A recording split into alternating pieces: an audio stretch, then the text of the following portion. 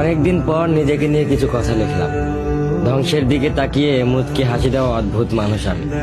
হয়তো আমি পাগল, হয়তো অনুভূতির ভিতরে কোন এক গভীর অতল দুঃখ বাসা বেঁধেছে। তবুও নিজেকে জোর করে হাসাতে শিখে গেছি। যেদিন ভেতরটা একবারে ভেঙে গিয়েছিল, সেদিনও বাইরে থেকে এক চিলতে হাসি মুখে নিয়ে সবার সামনে দাঁড়িয়েছিলাম। কষ্টগুলোকে আমি বন্ধু বানিয়েছি, একাকিত্বকে আপন করে নিয়েছি। মানুষ ভাবে আমি হয়তো সুখী, শক্ত, নির্লিপ্ত, কিন্তু তারা জানে না প্রতি রাত আমার এক একটা লড়াই। নিজেকে নিজেই বুঝিয়ে রাখি তুই ভালো আছিস, অথচ আমি জানি আমি ভালো নেই। ভেঙে যাচ্ছে প্রতিদিন একটু একটু করে, আর এই ধ্বংস হওয়াটাকে যেন ভালোবেসে ফেলেছি। আমি সেই মানুষ যে হার মানার আগে হাসে, কারণ জানি কান্না দেখিয়ে লাভ নেই। পৃথিবী শুধু শক্তদের মনে রাখে, দুর্বলদের নয়। তাই আমি অদ্ভুত, আমি অনুভূতির আগুনে পুড়ে যাওয়া নীরব যোদ্ধা।